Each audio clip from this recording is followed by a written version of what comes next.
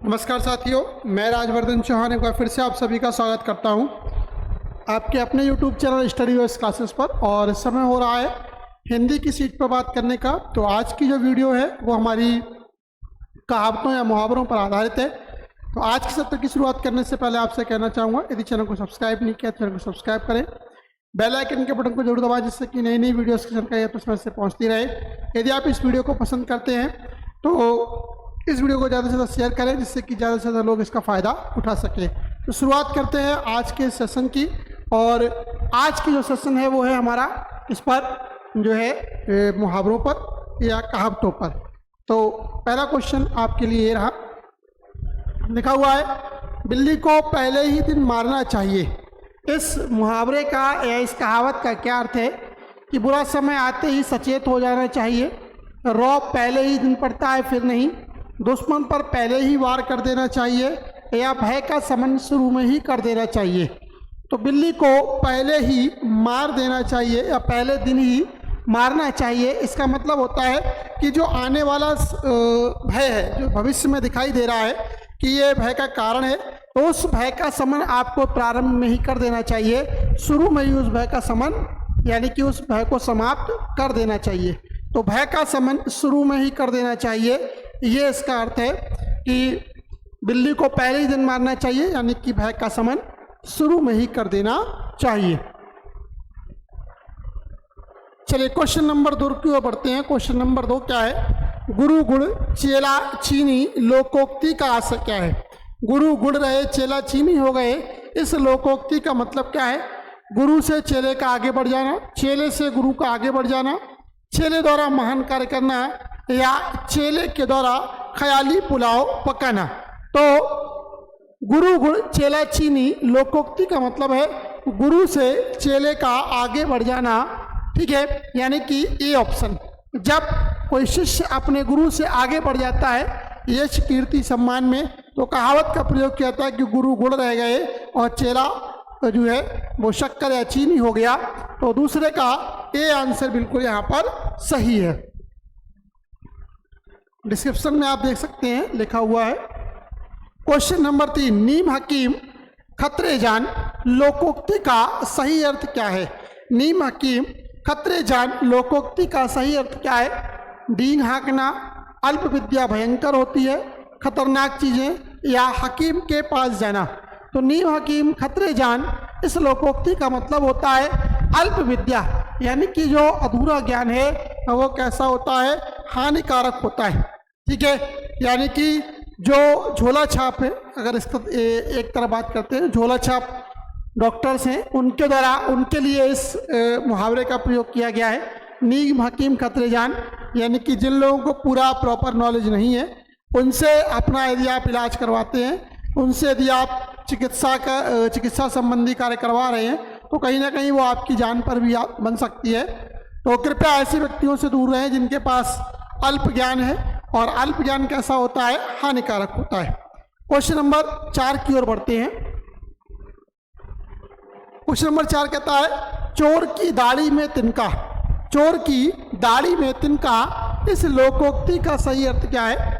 चोर आडंबर दिखाता है, चोर आडंबर से परे रहता है, चोर कभी उपकार नहीं करता और अपराधी सदा शंका से घिरा रहता है। तो चोर की दाढ़ी में तिनका, इसका अर्थ होता है कि अपराधी सदैव शंका से या भय से ग्रसित रहता है, ठीक है। जब भी कोई अनैतिक कार्य होता है तो जो उससे संबंधित लोग हैं वो सदैव अपने आप को भयभीत महसूस करते हैं, क्योंकि चोर की दाढ़ी में तिनका ये एक लोकोक्ति है और इसका मतलब है कि अपराधी सदैव चिंता से या शंका से घिरा रहता है। अगला क्वेश्चन है,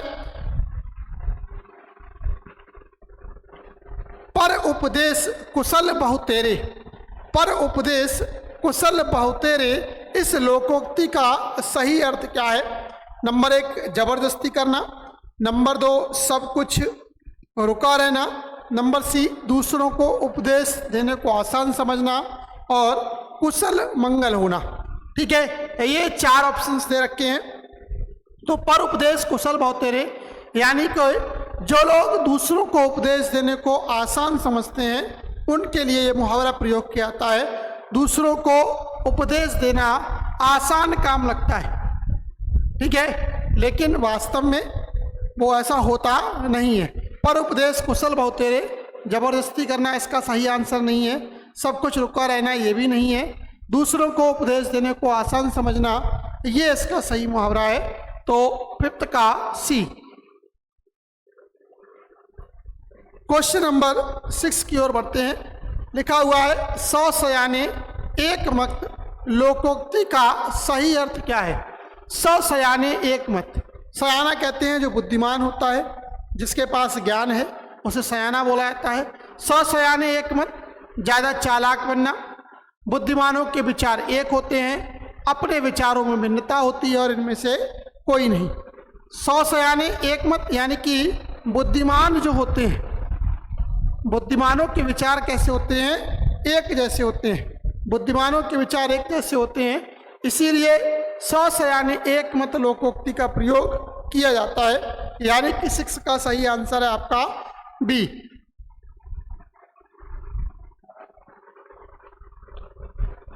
7 राम नाम जपना पराया माल अपना। राम नाम जपना पराया माल अपना लोकोक्ति का सही अर्थ क्या है? तो राम नाम जपना पराया माल अपना लिखा हुआ है धोखे से धन जमा करना, दूसरों से सहानुभूति रखना, सर्वज्ञ होना या दान करना। तो राम नाम जपना पराया माल अपना यानी कि धोखे से धन जमा करना, ठीक है। ऊपर से तो आप राम राम इत्यादि कह रहे हैं, भगवान का बड़ा भगवत भजन कर रहे हैं, लेकिन अंदरूनी अंदर क्या है? आप छल कपट कर रहे हैं, दूसरों के साथ बैर भाव रख रहे हैं। तो इसके लिए कहा गया राम नाम जपना पराया माल अपना, धोखे से धन जमा करना। क्वेश्चन नंबर 8 चमड़ी जाए पर दमड़ी न जाए, इस मुहावरे का क्या अर्थ होगा?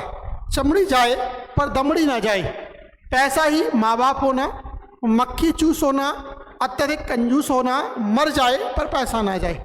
देखिएगा, चमड़ी जाए, चाहे आपके शरीर की खाल चली जाए पर आपसे पैसा नहीं जाए। यानी कि ऐसे लोग जो पैसे को खर्च करने में कोताही बरतते हैं, ठीक है, बहुत ज़्यादा संकोच करते हैं, उन्हें कहा जाता है कंजूस, और उन्हीं के लिए इस मुहावरे का प्रयोग किया जाता है। अत्यधिक कंजूस होना, चमड़ी जाए पर दमड़ी ना जाए, यानी कि अत्यधिक कंजूस होना इस मुहावरे का सही आंसर है 8th का सी। क्वेश्चन नंबर 9 की ओर बढ़ते हैं। काठ की हांडी बार बार नहीं चढ़ती, ठीक है। छल कपट का व्यवहार हमेशा नहीं चलता, लकड़ी का बर्तन अग्नि से जल जाता है, दुर्भाग्य की मार बार बार नहीं होती और बुरे दिन हमेशा नहीं रहते। काठ की हांडी बार बार नहीं चढ़ती, यानी कि किसी को बेवकूफ़ बनाया जा सकता है लेकिन बार बार नहीं, ठीक है। अगर आप किसी को ये समझ रहे हैं कि मैंने उसको बेवकूफ़ बना दिया तो ये आपकी भूल है। कुछ समय के पश्चात वो स्वतः आपके बारे में जान जाएगा। तो छल कपट का व्यवहार हमेशा नहीं चलता, ये कभी ना कभी सामने आ ही जाता है। तो काठ की हांडी बार बार नहीं चढ़ती, इसका सही अर्थ क्या है कि छल कपट का व्यवहार हमेशा फलीभूत नहीं होता या चलता नहीं है। क्वेश्चन नंबर 10 की ओर बढ़ते हैं। लिखा हुआ है छछूंदर के सिर में चमेली का तेल, ठीक है। गंजे व्यक्ति के सिर पर सुगंधित तेल लगाना गलत बात, यहाँ से गंजे से तो कोई मतलब ही नहीं है। दान के लिए सुपात्र ना होना, इसका भी यहाँ पर कोई लेना देना नहीं है। अयोग्य व्यक्ति को अच्छा पद मिलना, और 4th है बिल्कुल अनपढ़ व्यक्ति को धन मिलना। तो बिल्कुल अनपढ़ व्यक्ति को धन मिलना ये भी गलत है। एक ही ऑप्शन शेष बचता है और वो 10th का सी, अयोग्य व्यक्ति को अच्छा पद मिल जाए। जब किसी अयोग्य व्यक्ति को अच्छा पद मिल जाता है तो उसके लिए इस मुहावरे का प्रयोग किया जाता है कि छछूंदर के सर में चमेली का तेल। क्वेश्चन नंबर 11 की ओर बढ़ते हैं। कान का कच्चा होना, कम सुनने वाला होना, बहरा होना, कोई बात सुनकर उससे पचा ना सकने वाला, या शीघ्र विश्वास कर लेने वाला। कान का कच्चा होना, कान का कच्चा होने का मतलब होता है जिसको बहुत ही जल्दी फुसलाया जा सके, बहला फुसला के से अपनी ओर आकर्षित किया जा सके, ऐसे व्यक्ति को कान का कच्चा होना बोलते हैं। तो डी आंसर, शीघ्र विश्वास कर लेने वाला, जो बहुत जल्दी लोगों पर विश्वास कर लेता है, ठीक है, उसके लिए क्या बोला जाता है, कान का कच्चा होना बोला जाता है। चलिए अगले क्वेश्चन की ओर बढ़ते हैं। क्वेश्चन नंबर 12 लिखा हुआ है औंधी खोपड़ी। औंधी खोपड़ी होना, कुछ निर्णय ना कर पाना, मूर्ख होना, किंग कर्तव्य विमूढ़ होना, या इनमें से कोई नहीं। तो औंधी खोपड़ी का मतलब होता है मूर्ख होना। कहते हैं ना कि औंधी खोपड़ी हो क्या, तो औंधी खोपड़ी का मतलब है कि आप अपने मस्तिष्क का, अपने दिमाग का प्रयोग नहीं कर रहे, और ऐसा कब है, क्योंकि आप मूर्ख हैं।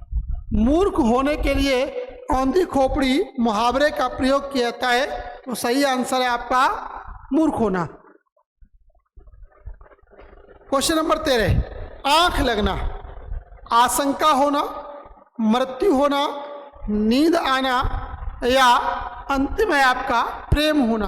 तो आंख लगने का मतलब होता है नींद आ जाना। अभी अभी लेटा था कि आंख लग गई।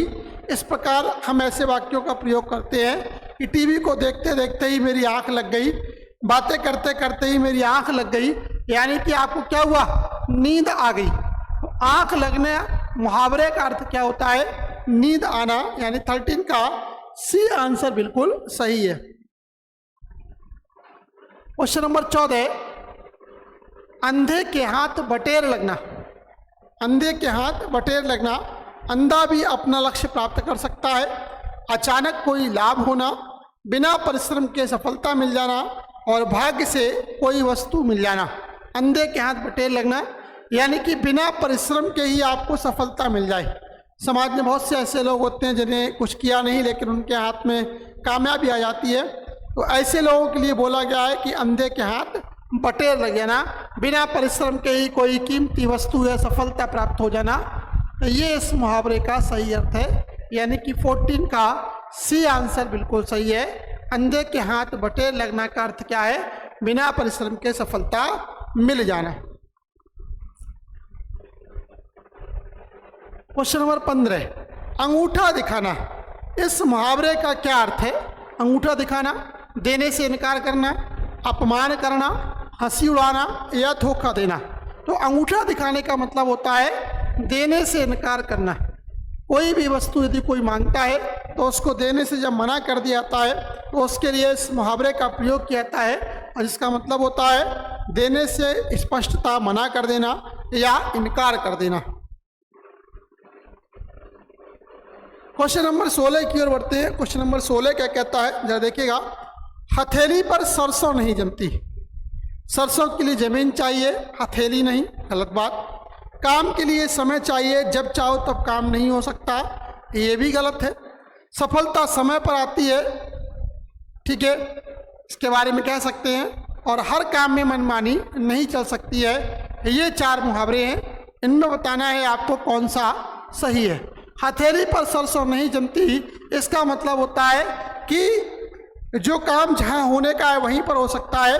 आप कितना भी प्रयास करें वो काम आप उसको जगह को छोड़कर दूसरी जगह पर नहीं कर सकते, यानी कि हर जगह आपकी मनमानी नहीं चल सकती, हर काम में मनमानी नहीं चल सकती, यानी कि 16 का डी आंसर बिल्कुल सही है। हथेली पर सरसों नहीं जमती, ठीक है। एक होता है हथेली पर सरसों जमाना, यानी कि असंभव कार्य कर देना। यहाँ पर हथेली पर सरसों नहीं जमती, यानी कि डी आंसर, हर काम में मनमानी नहीं चल सकती, इसका सही आंसर है। क्वेश्चन नंबर 17 की ओर बढ़ते हैं। 17 क्या कहता है, 99 के फेर में पढ़ना। 99 के फेर में पढ़ना, इस मुहावरे का अर्थ क्या है, धन कमाने में लगा रहना, मूर्खता के कार्य कर बैठना, किसी चक्कर में पड़ जाना, और पारिवारिक झंझटों में फंसे रहना। ये इसका अर्थ दे रखा है। तो 99 के फेर में पड़ना यानी कि और अधिक धन प्राप्त करने की लालसा का जाग जाना, ज्यादा दम मोर, हर समय धन ही धन, हर समय धन मिले, कैसे भी धन मिले, यानी धन की तीव्र उत्कंठा, यानी कि धन कमाने में लगा रहना, ये इसका अर्थ है। 17 का ए 99 के फेर में पड़ने का अर्थ है धन कमाने में लगा रहना, ठीक है, धन कमाने में लगा रहना। ये 17 का ए बिल्कुल सही अर्थ है। चलिए क्वेश्चन नंबर 18 की ओर बढ़ते हैं। लिखा हुआ है ढाक के 3 पात होना, ढाक के 3 पात होना, यत्न पूर्वक रखना, सदा एक सा होना, ऊट पटांग काम करना और अनुरूप बनाना। ठीक है, तो इसका मतलब होता है ढाक के 3 पात मतलब सदैव एक सा होना। कुछ भी परिस्थितियां आए, ढाक के 3 पात हो, कोई फर्क तो पड़ता नहीं तुम पर, यानी कि कैसी भी परिस्थिति हो, अच्छी हो चाहे बुरी हो, खराब हो चाहे बहुत अच्छी हो जाए, उस ऐसी परिस्थितियों में भी आप पर कोई प्रभाव नहीं पड़ रहा, उसके लिए इस मुहावरे का प्रयोग किया जाता है। यानी कि 18 का बी, सदा एक सा रहना, यानी कि सदा एक सा होना,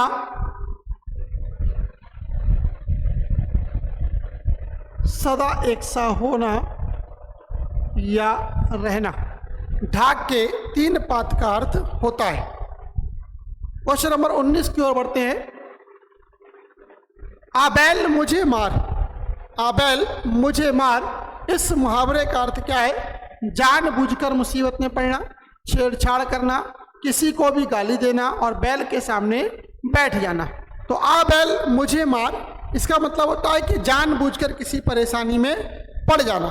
आपको पता है कि यहाँ पर कोई समस्या उत्पन्न हो सकती है तो उससे बच के रहें, लेकिन जानबूझकर यदि आप उसकी ओर जा रहे हैं, उसे टकरा रहे हैं, तो यानी कि आपको हानि होने वाली है। यानी कि जानबूझकर मुसीबत में पड़ना, ये इस मुहावरे का अर्थ होता है। आ बैल मुझे मार, जानबूझकर मुसीबत में पड़ना, ये इसका सही अर्थ बतलाया गया है। क्वेश्चन नंबर 20, घाट घाट का पानी पीना। घाट घाट का पानी पीना मतलब बहुत ज़्यादा जिसको अनुभव होता है उसके लिए इस मुहावरे का प्रयोग किया जाता है। विकल्प देखते हैं। मारा मारा फिरना गलत, शिक्षा ग्रहण करना गलत, तीर्थ यात्रा करना ये भी गलत, और लास्ट है अनुभवी होना। तो घाट घाट का पानी पीना, इसका मतलब क्या है? अनुभवी होना। जो लोग अनुभवी हैं उनके लिए शब्द का प्रयोग किया जाता है घाट घाट का पानी पीना। ठीक है, तो घाट घाट पानी पीने का मतलब होता है बहुत ज़्यादा अनुभव प्राप्त करना। क्वेश्चन नंबर 21 क्या कहता है?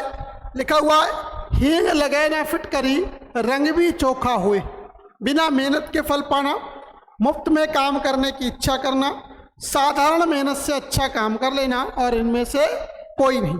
ठीक है, तो हींग लगे ना फिटकरी, रंग चोखा होए, यानी कि आपने बहुत थोड़ा सा काम किया, थोड़ी सी मेहनत की और आपने कोई एक अच्छा सा व्यापार अपना उद्यम जमा लिया, यानी कि आप अच्छा सा काम कर ले रहे हैं, तो इसके लिए इस मुहावरे का प्रयोग किया जाता है हींग लगे ना फटकरी और रंग चोखा चोखा होए।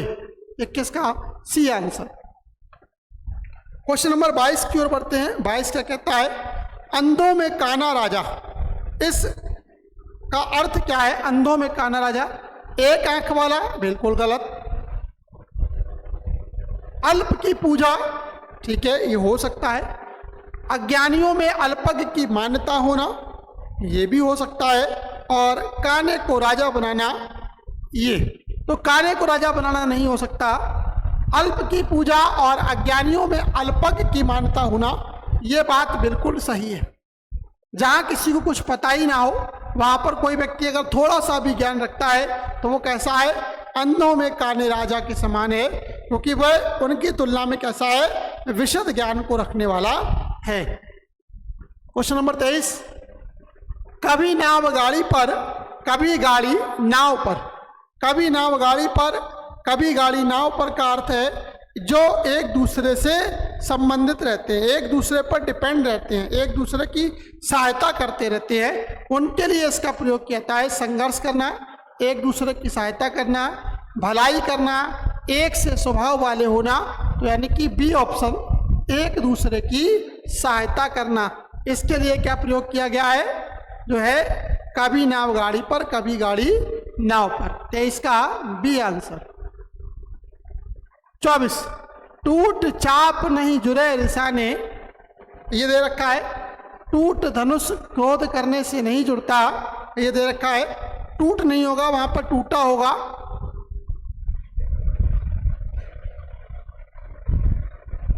टूटा धनुष क्रोध करने से नहीं जुड़ता, नंबर 1। चिंता छोड़ो सुख से जियो, नंबर 2। नंबर 3, नुकसान के लिए परेशान नहीं होना। और नंबर 4, निक्सन, यहाँ पर नुकसान होगा, नुकसान हो जाने पर, इसे आप काट दें।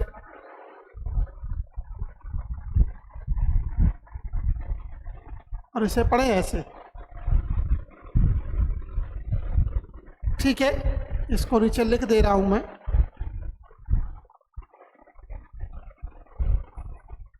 नुकसान हो जाने पर क्रोध करना व्यर्थ होता है, ये इसका अर्थ दे रखा है। तो टूट चाप नहीं जुरे रिसाने, यानी कि जब धनुष की डोर टूट जाती है, धनुष टूट जाता है, तो उसको गुस्सा करने से ही वो जुड़ती नहीं है। यानी कि नुकसान हो जाने पर यदि आप क्रोध कर रहे हैं तो उसका कोई भी अर्थ नहीं है, उससे कोई भी परिणाम प्राप्त होने वाला नहीं है। तो सही आंसर 24 का डी।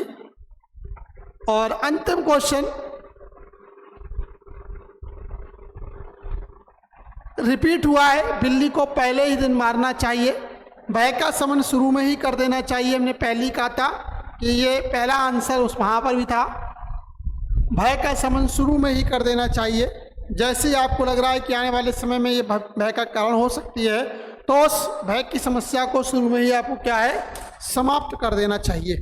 तो ये थे आज के 25 क्वेश्चन, जो कि हिंदी के मुहावरे, लोकोक्तियाँ, या कहें कि जो आपके आम जनभाषा में प्रयोग हो रहे हैं, उनसे संबंधित थे। आशा करता हूँ आज की वीडियो पसंद आई होगी। यदि आप इस वीडियो को पसंद करते हैं तो ज़्यादा से ज़्यादा शेयर करिएगा, जिससे कि ज़्यादा से ज़्यादा लोग इसका फ़ायदा उठा सकें। आज के लिए फिलहाल इतना ही, धन्यवाद।